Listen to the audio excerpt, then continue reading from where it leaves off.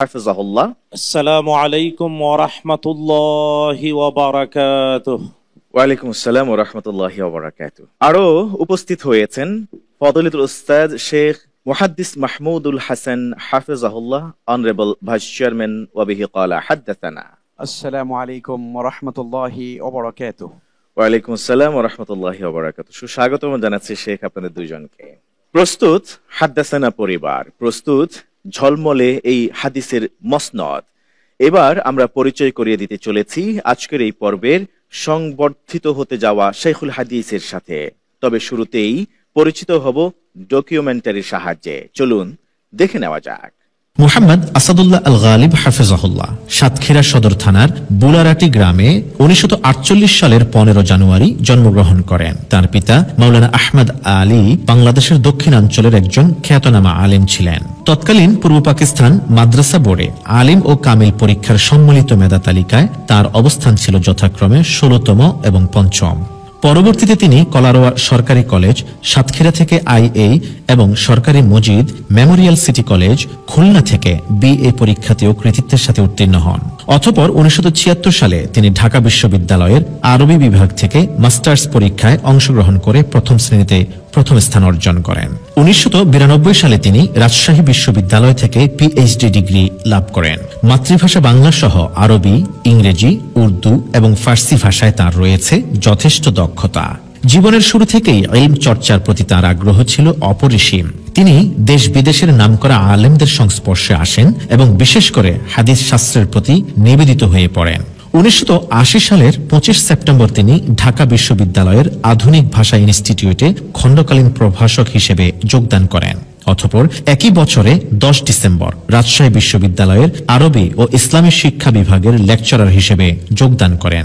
অতঃপর 2016 সালে একই বিশ্ববিদ্যালয়ের আরবি বিভাগ থেকে তিনি অবসর গ্রহণ করেন। পেশাগত কাজে এবং বিভিন্ন আন্তর্জাতিক সেমিনারে অংশগ্রহণের জন্য তিনি ভারত, পাকিস্তান, নেপাল, শ্রীলঙ্কা, সৌদি আরব, কুয়েত ও সংযুক্ত আরব আমিরাত ভ্রমণ করেছেন। 2000 সনে তিনি সৌদি সরকারের রাজকীয় মেহমান হিসেবে হজ ব্রত পালন করেন। বাংলাদেশে হাদিস শাস্ত্রের প্রসারে তার অবদান অবিস্মরণীয়। তিনি প্রতিষ্ঠা করেছেন আল কোরআন একাডেমি, যা কোরআন ও হাদিসের গবেষণা ও শিক্ষার জন্য এক নির্ভরযোগ্য প্রতিষ্ঠান। তার লেখা বহু গ্রন্থ ও প্রবন্ধ হাদিসের গুরুত্বকে মানুষের কাছে তুলে ধরেছে। ডক্টর আসাদুল্লাহ আল গালিব লিখেছেন বহু গুরুত্বপূর্ণ গ্রন্থ। তিনি ধর্ম, রাজনীতি, অর্থনীতি, রাষ্ট্রনীতি, সাহিত্য প্রভৃতি বিষয়ে নিয়মিত লেখালেখি করেন। এছাড়াও তিনি বেশ কয়েকটি MPhil, PhD সহ একাডেমিক গবেষণা কর্মসমূহ তত্ত্বাবধান এবং নিরীক্ষণ ও গবেষণা জার্নাল সম্পাদনার দায়িত্ব পালন করেছেন। ইতোমধ্যে প্রকাশিত হয়েছে তার রচিত ও অনুদিত প্রায় অর্ধ শতাধিক গ্রন্থ। হাদিস গবেষণায় অবদানের জন্য লাভ করেছেন বহু পুরস্কার এবং স্বীকৃতি। দেশের আলেম সমাজ ও সাধারণ মানুষের মধ্যে তার গ্রহণযোগ্যতা বিস্তৃত। তার বক্তৃতা, বইপত্র এবং দাওয়া কার্যক্রমের মাধ্যমে হাজার হাজার মানুষ ইসলামের সুশীতল ছায়ায় আশ্রয় নিয়েছেন। মহান আল্লাহ সুবহানাহু ওয়া তাআলা হাদিসের এই মহান পণ্ডিতকে দীর্ঘ হায়াত দান করুন, আমিন। আলহামদুলিল্লাহ, আমরা সংক্ষিপ্ত স্বরে পরিচিত হয়েছি আজকের এই পর্বে সংবর্ধনা দিতে যাওয়া শেখুল হাদিসের সাথে। পাক ভারত উপমহাদেশ অন্যতম শ্রেষ্ঠ শিক্ষাবিদ এবং হাদিস বিশারদ, রাজশাহী বিশ্ববিদ্যালয়ের সুযোগ্য প্রফেসর ফজিলাতুল উস্তাদ ডক্টর মুহাম্মদ আসাদুল্লাহ আল গালিব হাফিজাহুল্লাহ, মুহতারাম আমির আহলে হাদিস আন্দোলন বাংলাদেশ। আমাদের উস্তাদ অন্য কাজে ব্যস্ত আছেন, কিন্তু তিনি ভুলেননি আলোকিত এই মঞ্চকে।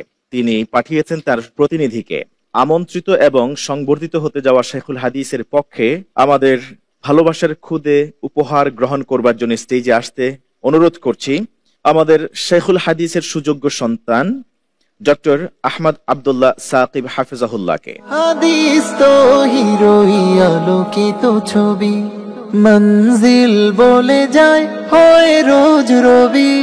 হাদিস তো হিরোই আলোকিত ছবি, মঞ্জিল বলে যায়। প্রিয় দর্শক শ্রোতা, অসংখ্য কিতাবের লেখক এবং সহিহ হাদিসের প্রচারক প্রসারে যিনি নিজের জীবনকে উৎসর্গ করতে চলেছেন, দীর্ঘ বছর বা যুগের পর যুগ ধরে যিনি খেদমত করছেন ইলমে হাদিসের, তারই সুযোগ্য সন্তান ডক্টর আহমদ আব্দুল্লাহ সাকিব হাফিজাহুল্লাহ, তিনি আলোকিত মঞ্চে এসছেন বাবার প্রতিনিধি হিসেবে। তারও সংক্ষেপে পরিচয় আমরা তুলে ধরছি। ডক্টর আহমদ আব্দুল্লাহ সাকিব, তিনি ডিরেক্টর হিসেবে কাজ করছেন রিসার্চ ডিপার্টমেন্ট অব হাদিস ফাউন্ডেশন বাংলাদেশ। অনারেবল চেয়ারম্যান হিসেবে দায়িত্ব পালন করছেন হাদিস ফাউন্ডেশন এডুকেশন বোর্ডের। সম্মানিত সম্পাদক হিসেবে দায়িত্ব পালন করছেন ইউথ ম্যাগাজিন তাওহীদের ডাক এই পত্রিকার। সম্মানিত সদস্য দারুল ইফতা হাদিস ফাউন্ডেশন বাংলাদেশের। সম্মানিত সদস্য board of executives Islamic complex রাজশাহীর এবং আত-তাহরিক টিভি অনলাইনের সম্মানিত স্পিকারের দায়িত্ব পালন করছেন। আপনাকে আমরা সুস্বাগতম জানাচ্ছি। আসসালামু আলাইকুম ওয়া রাহমাতুল্লাহি ওয়া বারাকাতুহু। ওয়ালাইকুম আসসালাম ওয়া রাহমাতুল্লাহি ওয়া বারাকাতুহু। কেমন আছেন আপনি? আলহামদুলিল্লাহ, আল্লাহর রহমত, ভালো আছি। আলহামদুলিল্লাহ। সুযোগ হয়ে গেল আমাদের, ওস্তাদকে আমরা আজকে স্টেজে পাইনি, কিন্তু আমরা এই বলে আনন্দিত যে ওস্তাদকে এমনিতে তো আমরা পেয়েছি আলহামদুলিল্লাহ, তিনি আমাদের দাওয়াত কবুল করেছেন এবং আপনাকে পাঠিয়েছেন, সেই সুযোগে আপনাকেও আমরা পেয়ে গেলাম। শুকরিয়া, জাযাকাল্লাহ খাইর। আমরা ওস্তাদ সম্পর্কে শুনতে চাই। একজন সন্তান হিসেবে বাবা সম্পর্কে মূল্যায়ন করতে আমার মনে হয় এর চেয়ে বেশি ভালো আর কেউ পারবেন না। এই জন্য আমাদের আজকে যাকে আমরা সংবর্ধনা দিতে চলেছি শাইখুল হাদিস, আমাদের ওস্তাদ সম্পর্কে আপনার কাছ থেকে সংক্ষেপে শুনতে চাই। উনি কেমন মানুষ, তার ব্যক্তিত্ব, ইলমে হাদিসের ওনার খেদমতের অবদানের দিকগুলি যদি আপনি